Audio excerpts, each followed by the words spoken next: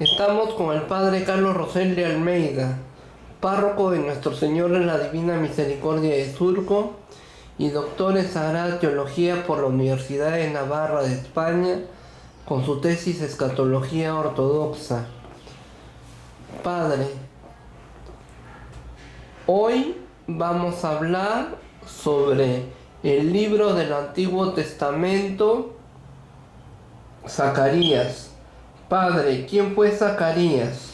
Zacarías fue un profeta que junto con Ageo va a difundir un mensaje de esperanza luego del exilio y sobre todo junto con Ageo va a impulsar la reconstrucción del templo.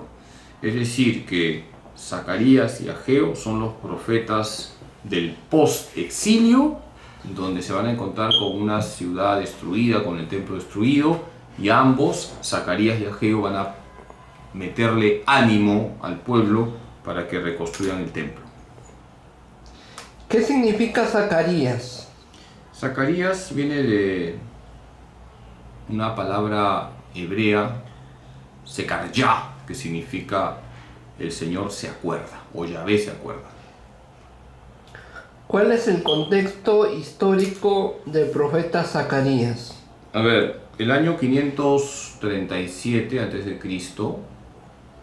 los babilonios son derrotados por los persas. Entonces los persas dominan toda esa zona donde estaba el pueblo judío y viene el edicto de Ciro. El rey persa Ciro permite a los judíos volver a Jerusalén. Entonces los judíos se encuentran con una ciudad destruida, con el templo destruido, y hay dos profetas, Zacarías y Ageo, que van a animar la reconstrucción del templo, como ya lo he indicado al inicio de la entrevista. Por lo tanto, hay que ubicarnos más o menos entre los años 520 al 518 como el tiempo en que se realiza la predicación de Zacarías.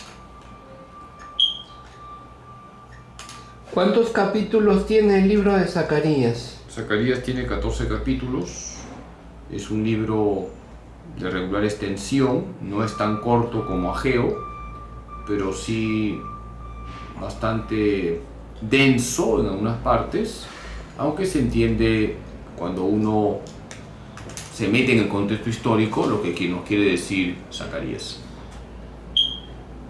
¿Cómo se divide el libro de Zacarías? Buena pregunta. El libro de Zacarías tiene dos partes bien definidas. La primera parte va de Zacarías capítulo 1 al capítulo 8. Tenemos unas visiones sobre lo que significa la reconstrucción del templo.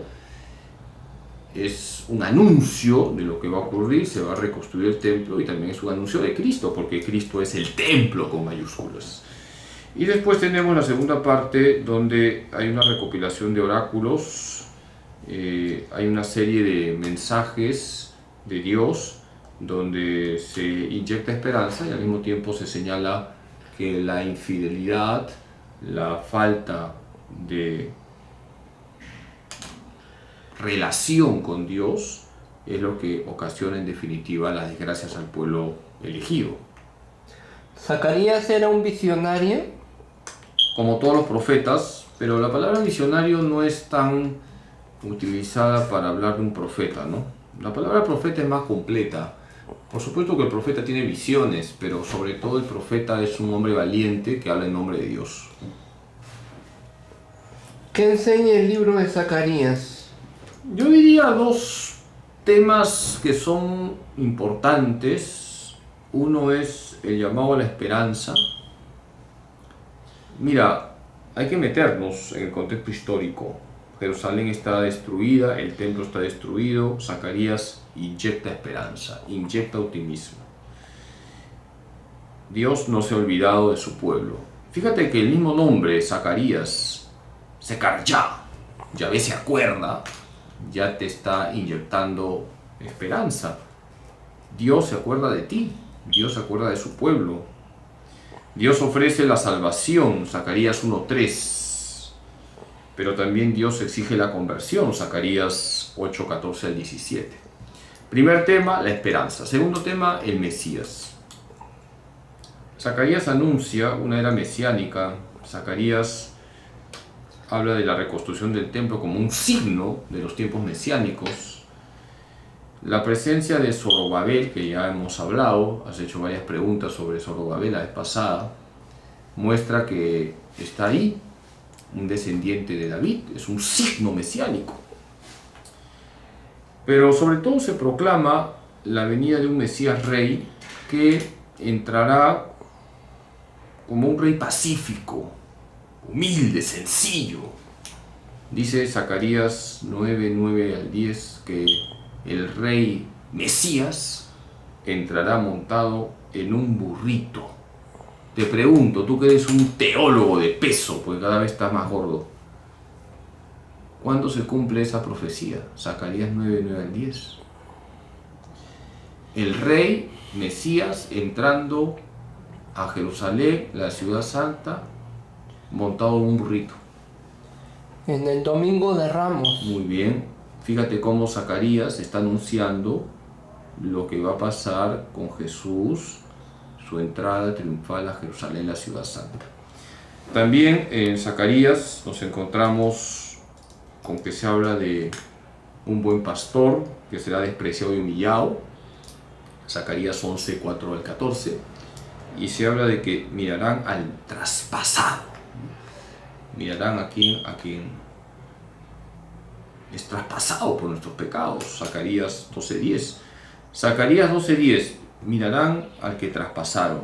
Pregunto, para que te consagres como teólogo, ¿dónde se cumple esa profecía? Zacarías 12:10. Mirarán al que traspasaron.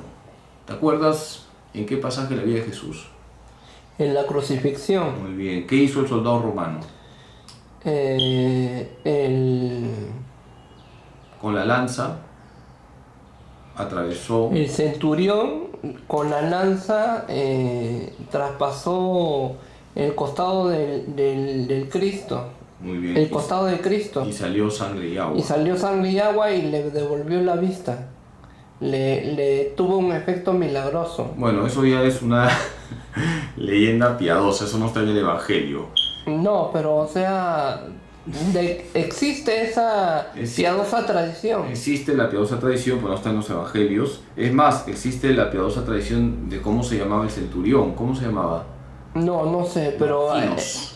Longinos. Longinos. Sí, es más, San Longinos. Hay un santo que dicen que fue él el que cuando con la lanza traspasó el costado de Jesús, brotó sangre y agua y bueno, quedó como sanado, ¿no? Ante la preciosísima sangre de nuestro Señor Jesucristo. ¿Y por qué se llama Longinos? No, ese es el ¿Y por nombre. qué lo proclamaron Santo Longinos?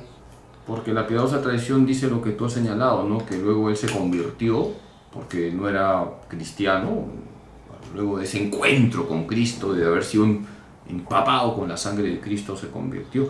Yo te recomiendo que leas, hay una novela, es una novela, no es algo... Novela literaria. Histórico, San Longinos, es una novela muy bonita, muy interesante. Bueno, tu última pregunta. Sí, hay varias preguntas. ¿Por qué hay hostilidad entre repatriados y residentes? Porque mira, los que se quedaron se casaron con extranjeras y entonces la fe de los judíos que estaban ahí estaba un poco débil. Y luego los que vienen, pues han mantenido su fe allá en Babilonia, hay un choque. También ten en cuenta que los que se quedaron se habían relajado un poco. Los que volvieron, en cambio, venían con más fervor. A eso se suma que los samaritanos les ponen hostilidad a los judíos para reconstruir la ciudad santa. ¿Por qué hay malas cosechas? Bueno, eso ya es algo que tenemos que remontarnos a lo que ocurre en la creación, ¿no? En la creación ocurren sequías. No, aquí dice malas cosechas, Zacarías 8,9. Claro, me alegra que hayas leído algo del libro. Mira, cuando tú lees Zacarías, ¿no? Zacarías te dice que lo que está pasando, ¿no? Que haya malas cosechas, no es el motivo para estar desanimados. El hecho de encontrarse con la ciudad destruida no significa que nos vamos a desanimar. El hecho de que nos encontremos con el templo destruido no significa que nos vamos a desanimar. Entonces hubo malas cosechas, sí, pues no todo es color de rosa, pero eso no, dice el profeta, debe significar que el pueblo se desanime. Y esto es muy actual, ¿no? La pandemia. La pandemia no nos puede desanimar, así que a seguir evangelizando. Tu última pregunta, doctor.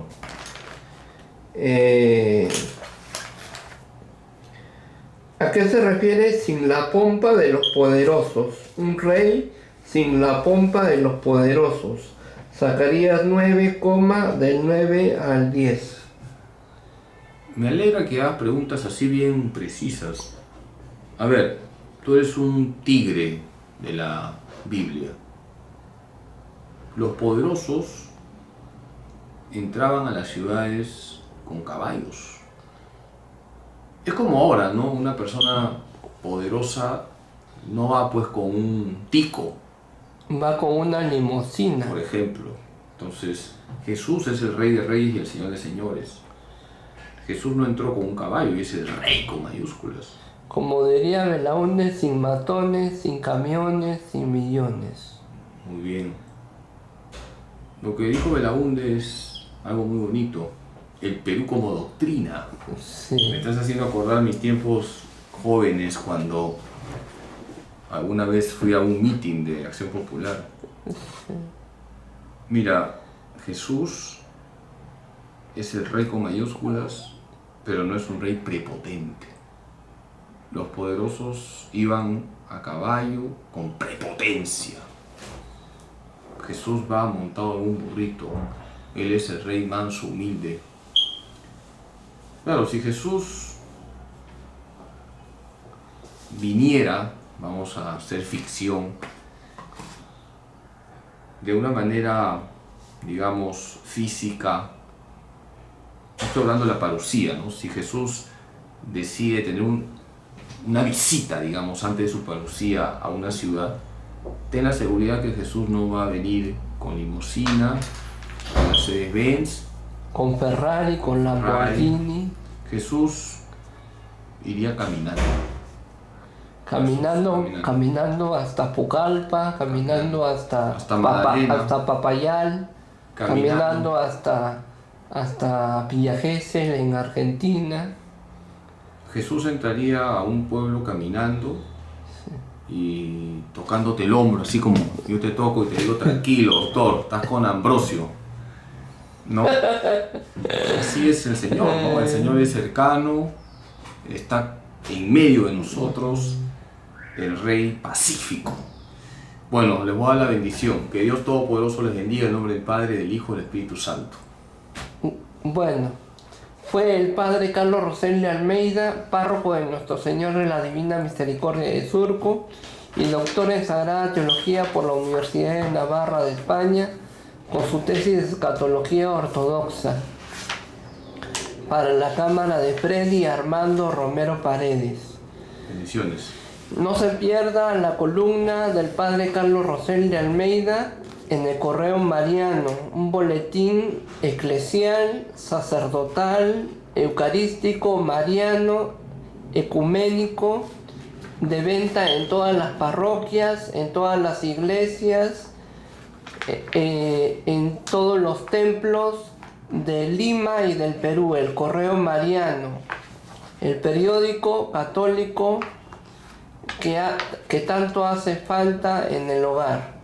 Después también no se pierda los programas radiales del padre Carlos Roseli de Almeida. Los martes, confirmando nuestra fe, a las 10 de la mañana por Radio María. Confirmando nuestra fe por Radio María los martes. Y los domingos, hoy es el día del Señor, a las 9:30 de la mañana. 9:30 de la mañana por Radio María. Si no tiene radio o no puede recurrir a la radio del celular, a la radio de su smartphone, o si no puede agarrar la computadora, googlear Radio María Perú y ahí va a escuchar una grabación igual, idéntica del padre Carlos Rosell de Almeida para Radio María, solo que en internet. Y se trata de la página web de Radio María Perú, con audio. Y bueno, y también no se pierda, no deje de comprar, no deje de regalar, no deje de adquirir los libros del padre Carlos Rosell de Almeida, sobre todo los dos últimos libros, que es El brazo que sostuvo a Dios, de Editorial Paulinas, y Semillas de Misericordia, también de Editorial Paulinas.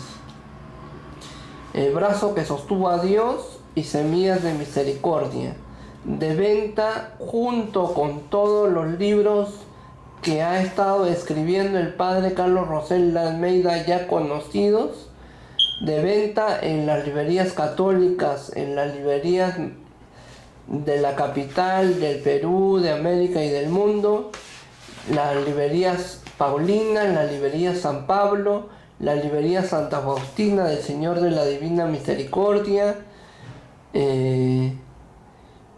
las librerías católicas que ya son de su preferencia. Gracias. Gracias, Padre. Ahora sí, Fuga Mundi, que estoy a Purímac, Alto Quepala.